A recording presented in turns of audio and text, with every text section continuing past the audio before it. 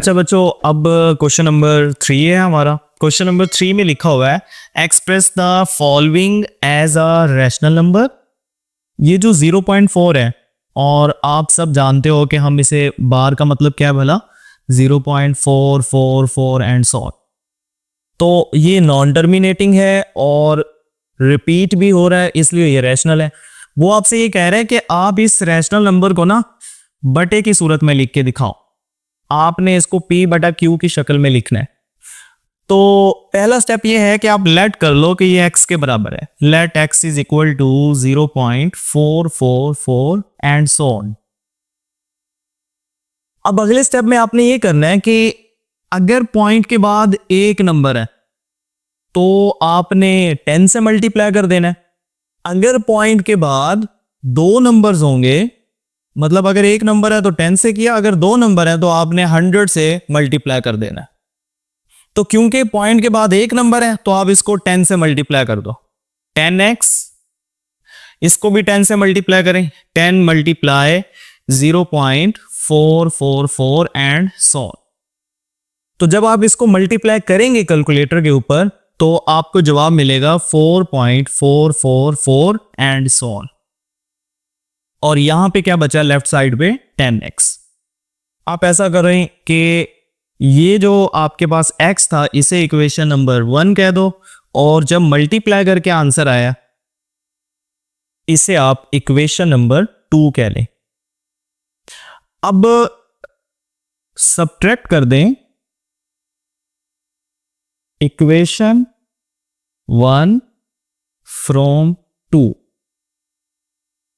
अब जब माइनस करते हैं ना दो इक्वेशंस को तो बड़ा आसान होता है। लेफ्ट को लेफ्ट में से माइनस करते हैं और राइट साइड को राइट साइड में से माइनस कर देते हैं।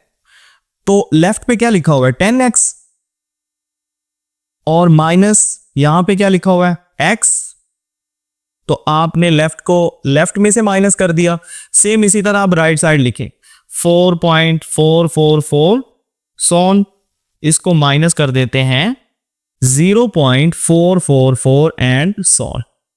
तो हमने इक्वेशन 2 को 1 में से माइनस कर दिया। 10x में से x गए, बाकी कितना बचा 9x। और जब आप इनको आपस में माइनस करेंगे, अब देखें पॉइंट के बाद ये भी सेम है और ये भी सेम है। तो जब दो सेम चीजें होती हैं, जैसे 0.2 को 0.2 में से माइनस करोगे ना, तो इसका आंसर मतलब ये खत्म हो जाएगा, कैंसिल हो जाएगा, आप इसको 0 कंसीडर कर लेंगे। तो सेम इसी तरह 4 पॉइंट में से ये वाला आंसर तो मतलब हमारा 0 आ गया, तो सिर्फ पॉइंट से पहले वाला आंसर बचेगा और वो क्या होगा 4। तमाम क्वेश्चंस में ऐसे ही करना है, जो पॉइंट से पहले वाला होगा वही आपका जवाब होगा जब आप माइनस करेंगे। अब ये जो 9 है ये उधर जाके डिवाइड हो जाएगा, ये आपका आंसर है। अब हमने क्या किया, हमने 0.4 को P ओवर Q की फॉर्म में लिख लिया। 4 भी इंटीजर है, उसने कहा था P और Q इंटीजर होने चाहिए, और 9 भी इंटीजर है। अब आप स्टेप्स याद कर लो। नंबर 1, आपने x के बराबर लेट कर लेना है जो भी सवाल होगा। नंबर 2 क्या करो, अगर पॉइंट के बाद एक नंबर है तो 10 से मल्टीप्लाई कर दो, और अगर दो नंबर है तो आपने 100 से मल्टीप्लाई करना है। ये स्टेप 2 हो गया। स्टेप 3 में मल्टीप्लीकेशन वाला जवाब और जो x वाला है जो लेट किया था, दोनों को आपस में सब्ट्रैक्ट कर दो, और उसके बाद आपने सब्ट्रैक्ट के बाद x की वैल्यू निकाल लेनी। तो ये 3 स्टेप्स पर मुश्तमिल है। नेक्स्ट क्वेश्चन है 0.37। तो अब पहला स्टेप क्या बताया था मैंने, लेट कर लो ये x के बराबर है, x इज इक्वल टू 0.37, और क्योंकि ये बार है तो फिर 37 फिर 37 एंड सो ऑन।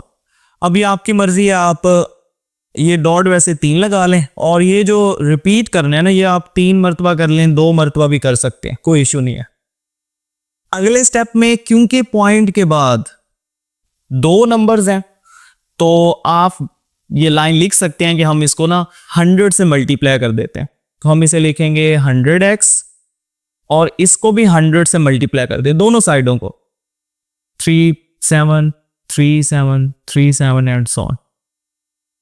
तो जब आप इसको 100 से मल्टीप्लाई करोगे कैलकुलेटर पे तो इसका आंसर आ जाएगा 37 पॉइंट एंड फिर 37 फिर 37 एंड सो ऑन। ये हमारा दूसरा स्टेप हो गया। देखें अब जब कैलकुलेटर पे मल्टीप्लिकेशन लिखेंगे तो जितना ये लिखा हुआ है सोन लिखने की जरूरत नहीं है, वहां पे सिर्फ जितनी ये वैल्यूज हैं ए 3 7 एक बार, फिर 2 बार, फिर 3 बार, आप इसी तरह लिख देना। अब क्या करो, ये इक्वेशन नंबर 1 है और ये इक्वेशन नंबर 2 है। सेम लाइन आप लिखें, सब्ट्रैक्ट इक्वेशन 1 फ्रॉम 2। तो माइनस कैसे करते हैं भला, लेफ्ट को लेफ्ट में से 100x माइनस एक्स, और राइट साइड को राइट साइड में से माइनस कर दो, 37 and so minus again 0.37 and so. अब आपने लिख लिया, लेफ्ट को लेफ्ट में से माइनस करके लिख लिया और राइट को राइट में से सेम एज इट इज लिख दिया। ये राइट साइड लिखी माइनस, फिर ये वाली राइट साइड आपने लिख दी। 100 में से 100x में से जब 1x माइनस करेंगे तो जवाब आएगा 99x। और जब आप इन दोनों को माइनस करोगे, मैंने आपको बोला था कि पॉइंट के बाद वाला खत्म हो जाएगा, जो पॉइंट से पहले लिखा हुआ है वही जवाब है। तो ये 37 इसका जवाब आ गया। अगले स्टेप में 99 उधर जाके डिवाइड हो जाएगा।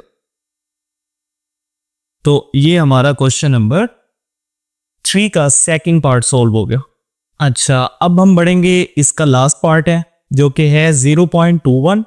ये सेम एज इट इज है, आप इसको खुद भी ट्राई कर सकते हैं। पहला स्टेप क्या है, same, let x is equal to 0.21 bar. अब बार ऐसा करें, बार खत्म कर लें और 21 को रिपीट कर दें एंड सो ऑन। बार का मतलब यही है कि ये जो 21 है ये रिपीट होना है। आप इसको 3 बार लिख लें।